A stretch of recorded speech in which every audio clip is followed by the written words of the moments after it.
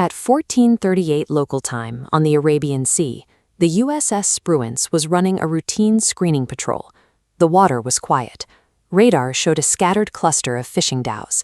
Then, a single contact ripped out of that cluster, with its diesel engines hammered to full power. The contact was an Iranian Peykop-class fast attack boat, 13 tons of fiberglass and diesel pushing 52 knots. It had been drifting invisible among the fishing nets for over an hour. Now it had 2 anti-ship missiles on its rails and a single objective: close the distance to the USS Abraham Lincoln aircraft carrier. Forward of the Spruance's bridge, the 5-inch guns slew toward the bearing. The ship's Mark 34 fire control computer immediately began calculating where the target would be when the shell arrived, factoring in wind, ship movement, and wave action. But the computer ran into an immediate math problem. This animated diagram shows how radar waves interact differently depending on the hull material. The steel warship throws a hard, consistent radar return, giving the computer a solid track. But fiberglass scatters the signal into the ocean's surface around it. Every wave crest flickers the return. To calculate a firing solution, the computer needed 2 stable pings, but the gap never lined up. The gun fired on the last stable solution. Time of flight, 3 seconds. In 3 seconds, a boat doing 52 knots moves 80 meters from where the computer thought it was. The shell hit the ocean 40 meters behind the pie cap. The gun quickly fired again, reacquired, recalculated, and missed again. 12 rounds were gone. The ready drum was empty. The warship faced 2 minutes of silence while the weapon reloaded, and the speedboat closed another 3.5 kilometers toward the carrier. The Navy's billion-dollar defense system performed exactly as engineered. It was designed to fight symmetrical wars against massive steel ships on predictable headings.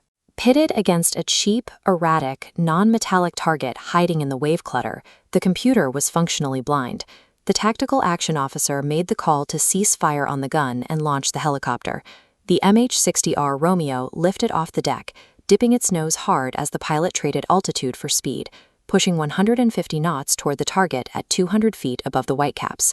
The Romeo is the Navy's premier sub-hunter, and it carries the AN/AAS-52 multispectral targeting system. The sensor operator in the left seat didn't rely on radar. They used a swiveling thermal camera that reads heat. The Peykap's fiberglass hull might hide from radar, but its twin diesel engines glowing hot white against a cool blue ocean were completely exposed. The Hellfire impacted with 49 kilograms of force at 475 meters per second.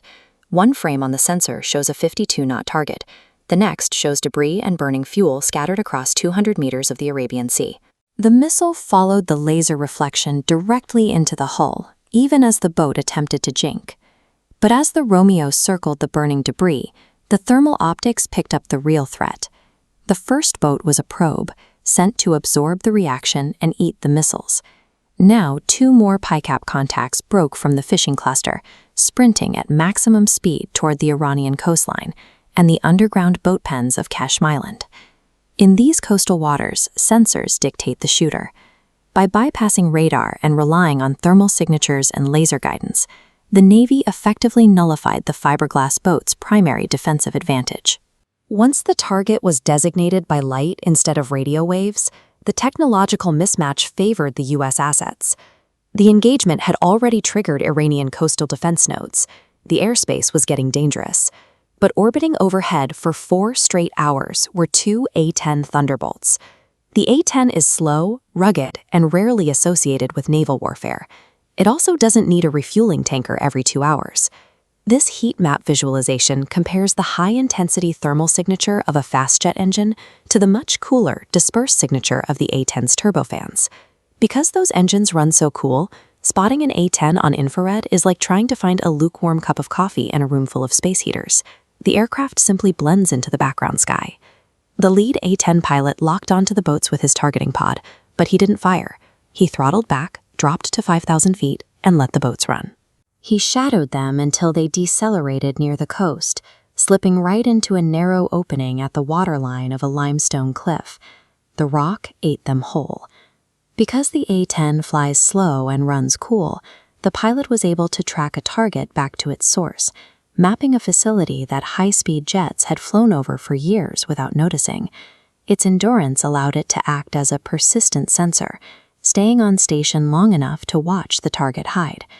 To destroy the base, the A-10 had to get close. At 12 miles out, the aircraft's warning receiver picked up a continuous track from a Tor M1 air defense battery on the headland above the tunnel. The Tor M1 goes from detection to launch in 8 seconds. Its missiles fly at Mach 2.8. The A-10 tops out at 450 knots. You cannot outrun that math. Looking at this side view diagram, you can see the geometric masking tactic the pilot used to survive. He pushed the nose to the deck, flying exactly 200 feet over the water, using the jagged coastline to block the radar's line of sight. Every time the A-10 ducked behind a cliff face, the radar track broke. Every time the track broke, the 8-second launch clock reset to 0. But the radar system wasn't the only threat. A soldier on the cliff fired a shoulder-launched heat-seeking missile. No radar emissions, no early warning. The pilot broke hard right and punched out sequential flares. These intense decoys bloom at 2200 degrees Fahrenheit. The missile's infrared seeker detects the flares, registers them as the hottest objects in the sky, and chases the brighter heat source into the ocean. Clear of the incoming fire, the pilot centered his sights on the second boat idling in the channel. A 1-second burst from the 7-barrel Avenger cannon sent 65 30mm depleted uranium rounds into the hull, shredding the fiberglass and engine block into gray ash. Seconds later, his wingman banked hard, locked onto the residual heat of the cave entrance, and fired an infrared-guided Maverick missile. The 300-pound warhead cracked the natural fault lines of the limestone overhang, collapsing 200 tons of rock directly over the entrance. The destruction of the base was the result of combining specialized thermal sensors with an airframe durable enough to loiter inside a missile engagement zone.